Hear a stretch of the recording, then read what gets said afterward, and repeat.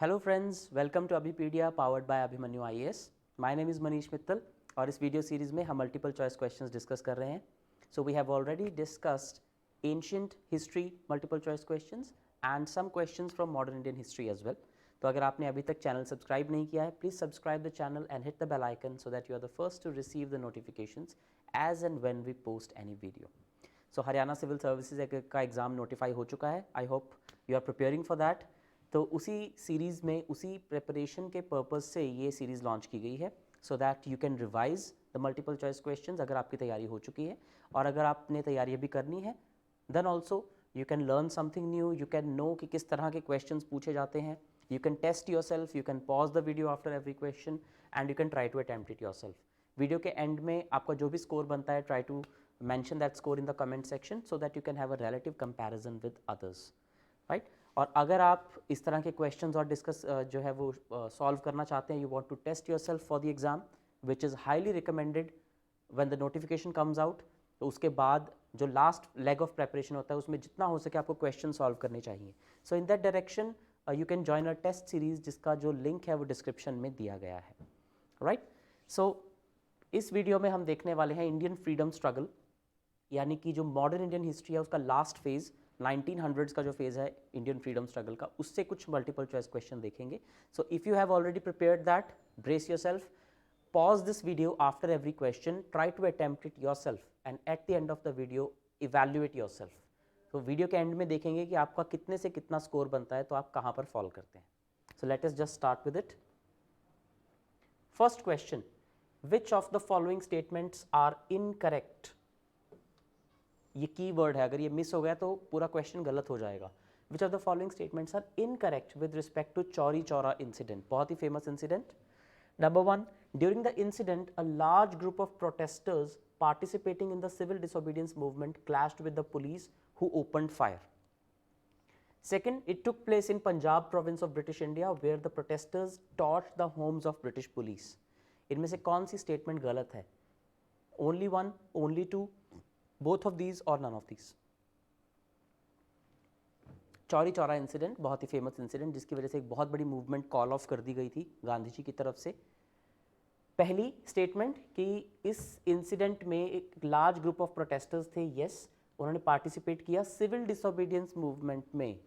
No, it was non cooperation movement and they clashed with the police who opened fire. ये भी सही नहीं है, तो पहली स्टेटमेंट आपकी गलत हो जाती है. Second, it took place in Punjab province of British India. No, it did not. It took place in United Provinces, जिसे आज उत्तर प्रदेश कहते हैं हम. उसमें गोरखपुर में एक जगह है चौरी चौरा जहाँ पर ये इंसिडेंट हुआ था. तो इनकरेक्ट पूछ रहे हैं तो आंसर हो जाएगा both.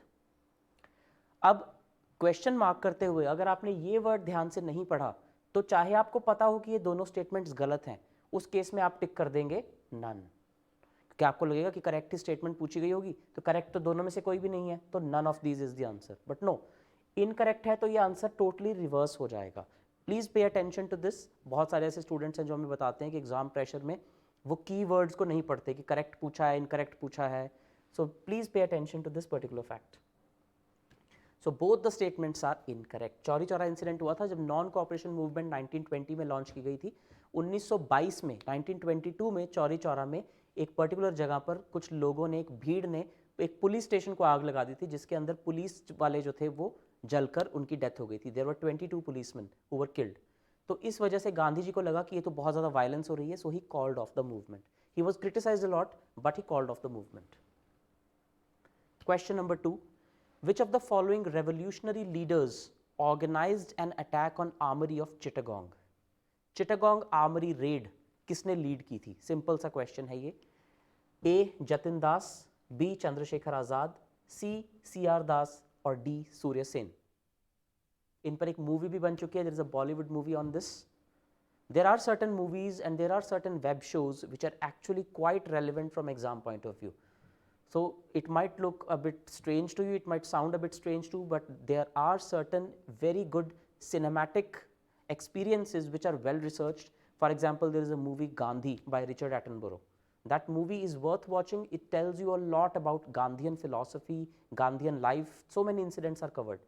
Similarly, there is a movie The Legend of Bhagat Singh which covers the entire revolutionary era of Indian freedom struggle. 1920s वाला सारा era वो movie cover करती है. Similarly, the movie like Mangal Pandey, which teaches you a lot about the revolt of 1857, so you can actually enrich yourself through these things as well. तो Chittagong armoury red पे भी ऐसी एक movie बन चुकी है. So who was responsible for that? The answer is D. Surya Sen. So Surya Sen was a Bengali independence fighter who led the 1930 Chittagong Armory raid. इन्होंने revolt किया था ब्रिटिश के against and banished British reign for a few days. One of his successful undertakings was a robbery at the treasury office at the Bengal Assam Railway in Chittagong in broad daylight. तो बहुत ज़्यादा इन्होंने revolutionary activities की थी. North में जो revolutionary activities हुई थी उनके बारे में तो हमें पता होता है कि भगत सिंह थे, चंद्रशेखर आज़ाद थे, there was this Socialist Republican Association, Hindustan Socialist Republican Association and all. लेकिन ईस्ट में बंगाल वाली साइड पे जैसे चिटागोंग आर्मरी रेड है, this is considered one of the most successful revolutionary ventures. तो इसमें नाम सबसे ऊपर आता है सूर्य सेन जी का. Question number 3, simple straight forward question, the kind of questions you can expect in a state services exam. Moplah rebellion of 1921 took place in which state? किस state में हुआ था Moplah rebellion?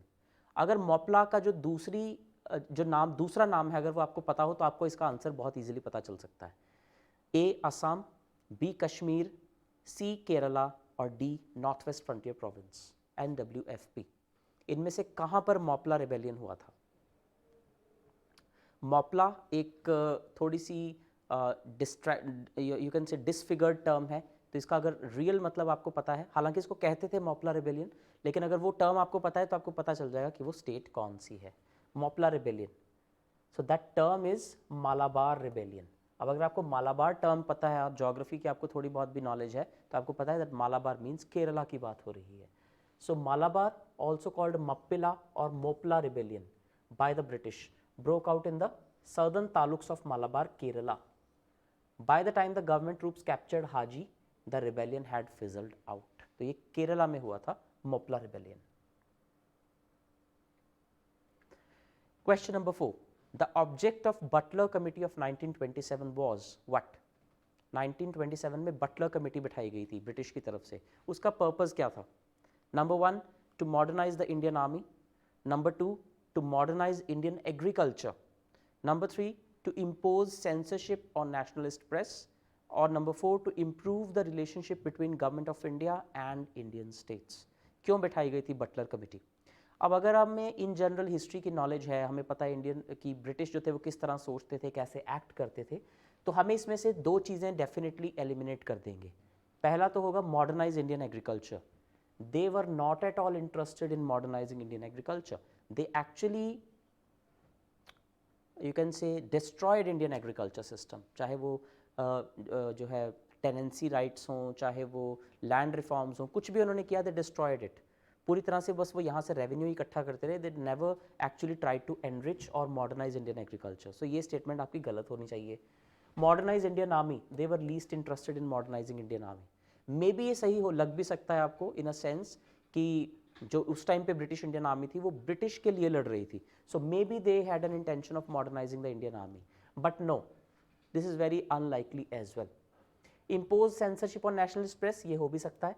Improve the relationship between government and Indian states. Now this is something उस time पे 1927 के आसपास आते आते they actually felt the need to have a stronger coordination with Indian states. So yes, Butler Committee was appointed to improve the relationship between Government of India and Indian states.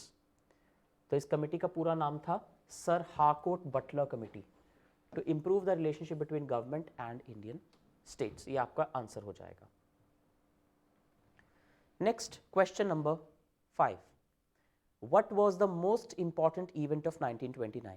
देखिए ये question जो है ये बहुत सीधा simple सा question है, इसको बहुत कॉम्प्लिकेट भी किया जा सकता था. जैसे इसमें जो चारों इवेंट्स लिखे हुए हैं, चारों जो ऑप्शंस हैं, वो 4 अलग अलग सालों में हुई हैं.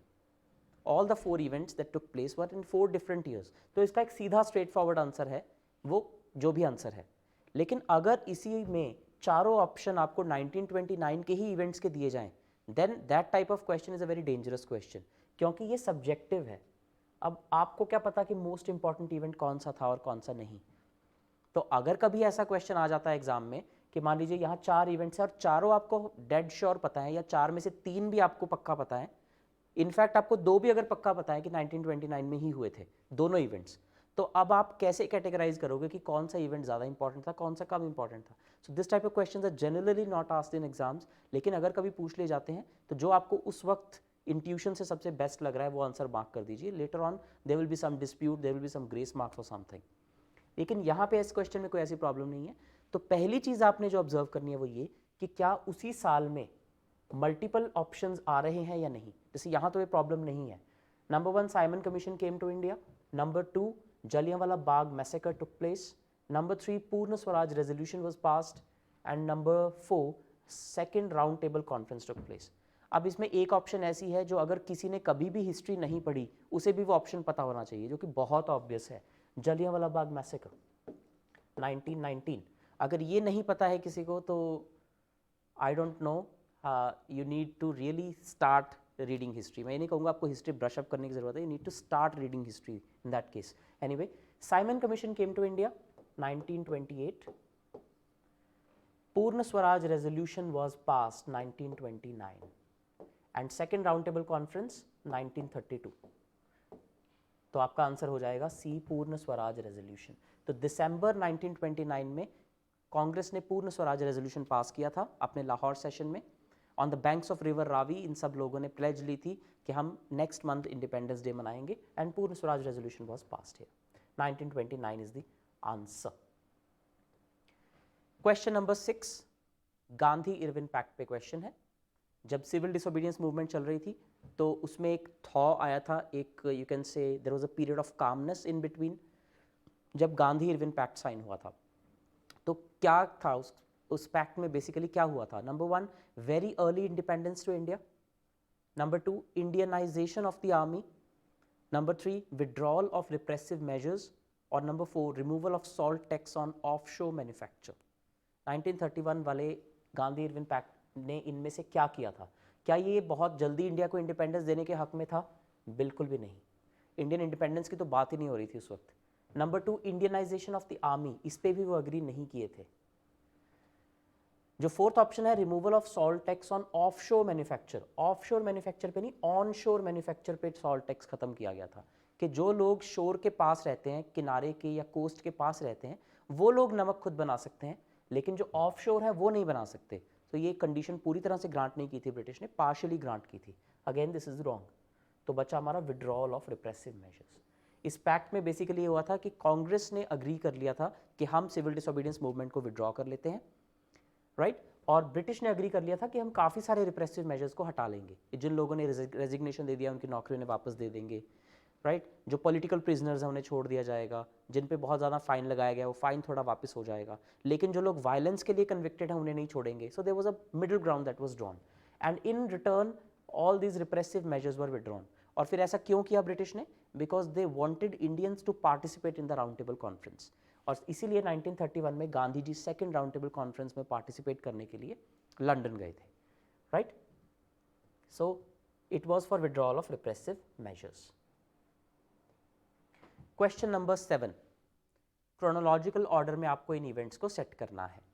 नंबर 1 गुरु का बाग एजिटेशन, नंबर 2 वाइकॉम सत्याग्रह, नंबर 3 काकोरी कॉन्स्पिरेसी या काकोरी केस, और नंबर 4 नेहरू रिपोर्ट। इनको शुरू से बाद के क्रम में आपको सेट करना है। 1 2 3 4, 1 2 4 3, 2 1 3 4 और 2 1 4 3। Arrange them in correct chronological sequence. पहले इसकी एक्सप्लेनेशन देखते हैं। जो गुरु का बाग मोर्चा था इट वाज इन 1922। जो वाइकॉम सत्याग्रह था ये 1924, ऑलमोस्ट 1924 के एंड 25 की शुरुआत में हुआ था। काकोरी कॉन्स्पिरेसी हुई थी अगस्त 1925 में। अब this can be a bit confusing. अगर आपको सिर्फ ईयर याद है तो कई बार, बहुत कम ऐसा होता है वैसे स्टेट सर्विस एग्जाम्स में, लेकिन कभी कभी आपको मंथ बेस्ड डिटेल भी कभी कभी पता होनी चाहिए कुछ इंपॉर्टेंट इवेंट्स की, ज़्यादा नहीं। अगर आपको एक भी अगर मंथ पता है, एक या दो इवेंट्स का भी, तो आप बाकी अपने आप अरेंज कर लेते हैं। And next is Nehru report, जो कि 1928 में लिखी गई थी। So Guru ka Bagh Morcha, Vaikom Satyagraha, Kakori conspiracy and then Nehru report, इस ऑर्डर में ये आएंगे। So they are already in that order, तो आंसर आपका हो जाएगा A 1 2 3 4। तो ये जो एक्सप्लेनेशन है आप पढ़ सकते हैं। अगर आप इस प्रेजेंटेशन को डाउनलोड करना चाहते हैं तो डिस्क्रिप्शन में जो लिंक दिया हुआ है वहाँ पर जाकर आप खुद को रजिस्टर कर सकते हैं and then you can download this useful document as well. Question number 8 assertion reason का क्वेश्चन है। एजर्शन रीजन के क्वेश्चंस थोड़े से कॉम्प्लिकेटेड होते हैं जनरली, लेकिन इसे मैंने इजी रखा है। एजर्शन ये है, एजर्ट किया जा रहा है that the great depression of 1929 had an important impact on India's freedom struggle. क्या डिप्रेशन ऑफ 1929 का इंडियन फ्रीडम स्ट्रगल पे इंपैक्ट था? यस। उसका कारण क्या था? Due to the global crisis there was a drastic fall in agriculture prices, the mainstay of Indian economy, okay, resulting into farmers protest which Indian National Congress articulated in the Gandhian civil disobedience movement of 1930। कि global depression की वजह से जो India में agriculture prices थे वो बहुत बुरी तरह से गिरे, जिसकी वजह से फार्मर जो थे वो बहुत ज़्यादा तंग हो गए और उसका फ़ायदा उठाया इंडियन नेशनल कांग्रेस ने और गांधी जी ने सिविल डिसोबीडियंस मूवमेंट लॉन्च कर दी in the name of salt tax basically. तो ये एजर्शन तो सही है, लेकिन क्या उसका रीज़न या उसका जो आउटकम था वो ये था? Yes, this is also correct. So both A and R are true and R is the correct explanation of A. इसी अपॉर्चुनिटी का फायदा उठाते हुए ग्रेट डिप्रेशन से जो ये क्राइसिस आया, इसी का फायदा उठा के गांधी जी ने ये मूवमेंट लॉन्च कर दी। Yes, both are true and R is the correct explanation of A. Question number 9, तो जो हमने चौरी चौरा इंसिडेंट डिस्कस किया था, ओके, आई शुड नॉट से it before the answer. Question number 9, The Swaraj Party was formed by members of Indian National Congress who? Swaraj party Indian national Congress के कुछ members ने बनाई थी। क्यों बनाई थी? Those who were unable to get elected to the provincial legislative council, क्या उन्होंने बनाई थी? Those who opposed Gandhi's suspension of non-cooperation movement in response to Chauri Chaura, those who did not approve of the rural reform agenda of INC, या those who were against Indian forces supporting the British in the First World War? So I think I gave it away just before I announced the question, but the answer is B। तो जब गांधी जी ने 1922 में Chauri Chaura incident के बाद non cooperation movement को call of कर दिया, तो एक ऐसा सेक्शन था इंडियन नेशनल कांग्रेस का जो इस बात से खुश नहीं था। So what they did, they made their own separate party which was known as Swaraj Party. So those who opposed Gandhiji's suspension of non-cooperation in response to Chauri Chaura, उन्हें लगा कि इतनी जल्दी मूवमेंट को गिव अप नहीं कर देना चाहिए था। It had become an all India movement, और अगर एक छोटी सी जगह पे एक छोटी सी वायलेंस हो गई अकॉर्डिंग टू देम, तो फिर इसके बेस पे नेशनल मूवमेंट को सस्पेंड नहीं किया जाना चाहिए था। तो उन्होंने अलग होकर कांग्रेस से एक अलग पार्टी बना ली, the Swaraj party. And who were those leaders? Motilal Nehru and CR Das were the two most prominent ones. इन्होंने मिलकर स्वराज पार्टी बनाई। So that is your answer. Question number 10. Mahatma Gandhi got his inspiration for civil disobedience from whom? ये थोड़ा सा philosophical question है। Generally हमें ये बात नहीं पता होती है। हमें पता है कि गांधी जी कुछ थिंकर्स से जो थे इंस्पायर्ड थे, लेकिन किस पर्टिकुलर थिंकर की फिलॉसफी से इंस्पायर होकर उन्होंने सिविल डिसोबीडियंस मूवमेंट लॉन्च की? A bit specific question it is. Tolstoy, Ruskin, Confucius या फिर थोरो? इन चारों में से किसकी फिलॉसफी से इंस्पायर होकर गांधी जी ने सिविल डिसोबीडियंस मूवमेंट लॉन्च की थी? A bit tricky question here, तो इट्स आंसर इज डी, थोरो। हम सबको पता है कि लियो टॉलस्टॉय की फिलॉसफी से वो बहुत प्रभावित थे। साउथ अफ्रीका में उनके आश्रम का नाम था टॉलस्टॉय फार्म, ये भी एक फैक्ट है। His ashram in South Africa was known as Tolstoy farm. Leo Tolstoy से वो बहुत इंस्पायर्ड थे। तो अगर आपको गेस करना है तो आप टॉलस्टॉय गेस कर सकते हैं, नहीं तो फिर actually the answer is Thoreau for this particular philosophy.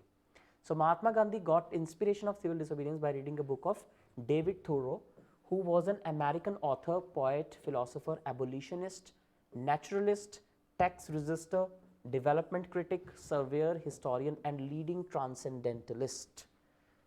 So इतनी ज़्यादा achievements हुआ करती थी किसी वक्त में लोगों की, right? So David Thoreau was an inspiration behind civil disobedience movement of Gandhi ji. This is the answer to that question. So these are all the questions that I had to discuss in Indian freedom struggle. I hope you have assessed yourself. और मैं कोई इस तरह से judgement नहीं देना चाहता, but you are a जज ऑफ योर सेल्फ।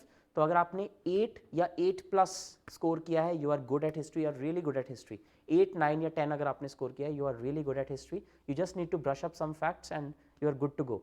लेकिन अगर आपके मार्क्स 5, 6 या 7 है, 5 to 7, then you fall in the moderate category और आपको revision plus multiple choice questions practice करने की ज़रूरत है. So I highly recommend you to join a test series. हमारी टेस्ट सीरीज़ का लिंक आपको डिस्क्रिप्शन में दिया गया है. और अगर आपके 4 या 4 से कम मार्क्स हैं then you should do history all again. या तो आप फ्रेशर हैं या अगर आपने पहले पढ़ रखा है then you really need to do it again all again. पूरा आपको अच्छे से दोबारा करना है इफ़ योर स्कोर इज़ 4 और less than 4. Right, so this is how you can evaluate your self in every video. Thank you and all the best for your exam.